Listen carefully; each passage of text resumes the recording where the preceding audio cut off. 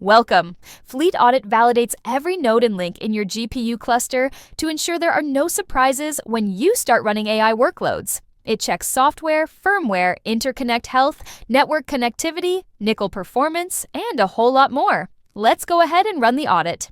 It's just completed and populated each of the sections on the left. Let's go through the results, starting with configuration. The configuration phase validates that your nodes are healthy and correctly configured to run AI workloads. It verifies that all required software components, including GPU drivers, CUDA, nickel, and IB verbs, are installed and have the correct versions.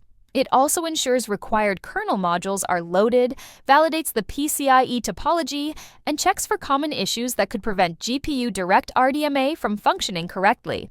The green check marks on the left indicate all configuration tests have passed. You also have the option to download the details as a CSV. Now, let's take a look at the GPU audit.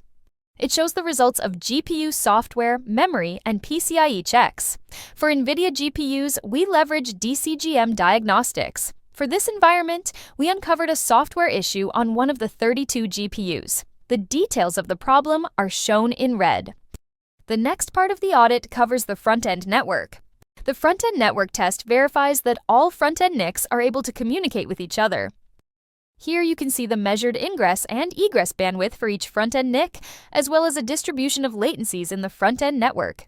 Everything looks healthy. At the bottom of this section, you can see the clock correction data for the nodes and all NICs.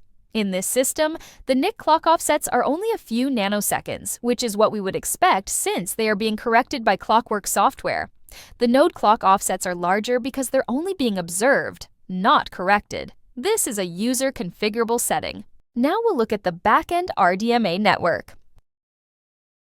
Here you can see a histogram of the one-way delays between NICs in each pair of nodes. These precise one-way delay measurements are made possible because of our ability to tightly synchronize all the NIC clocks. The latencies for the RDMA network fall into tight bands, which, in the case above, are used to infer the topology of the nodes in the cluster. Since this is an estimate only, the user also has the option to upload an actual topology map, e.g. from Slurm or Kubernetes. Scrolling down, we get to the backend NIC results. On the left, you can see that there is one active connection and one connectivity error. The table shows the details of all the tests, with the first row indicating the specific errors that were encountered. Now we'll look at the final part of the audit. This phase ensures nickel jobs can run correctly on the cluster. The tests measure bandwidth for various message sizes and queue-pair configurations. You can leverage these results to determine the most suitable configuration for your training jobs. If any of the tests fail, you will see the reasons below the chart. In this case, the failures are due to the inactive NIC that we saw earlier in the backend network audit. As you have just seen, Fleet Audit helps you uncover any issues in your GPU cluster before you start running AI workloads. For more information or to organize a trial, please contact us today. Thanks for watching.